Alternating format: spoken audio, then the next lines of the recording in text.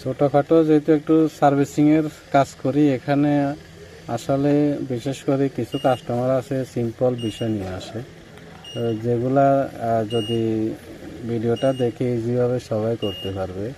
সেটা হচ্ছে আপনার তারা বলে আমার টাকা রিচার্জ করলে টাকাগুলো থাকে না। তো এক্ষেত্রে থাকবে কোত্থেকে? এখানে কিছু কিছু সার্ভিস অটোমেটিকলি অনেক সময় চালু হয়ে থাকে বা নিজেদের অজ্ঞতার কারণে হয়। তো আমরা যদি চেষ্টা করি এটা নিজেরাও বন্ধ করতে পারি।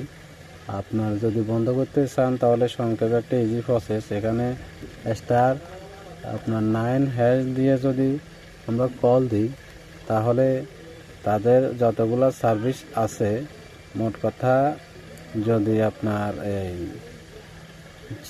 ধার মানে যে আমরা যে লোন নিই ওটার সার্ভিস ছাড়া সবগুলা সার্ভিস এরকম বন্ধ হয়ে যাবে। এখানে লিখতেছে বর্তমানে আপনার কোনো সার্ভিস চালু নেই, তার মানে যদি থাকতো তাহলে তারা ওটাও এখানে লিখে দিত যে সার্ভিসটা বন্ধ হয়ে গেছে।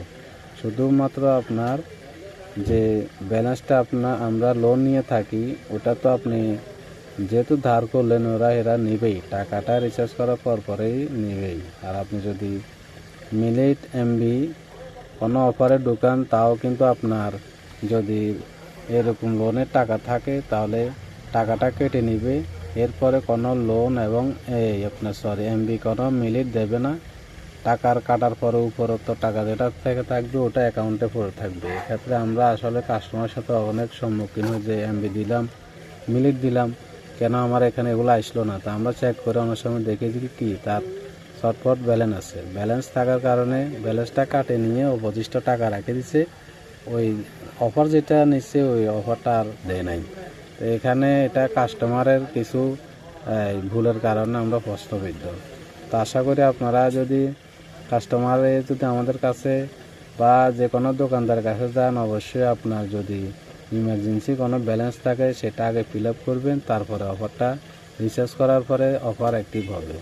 তো এটাই বলার ছিল।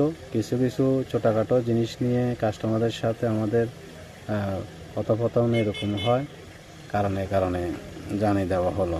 ধন্যবাদ।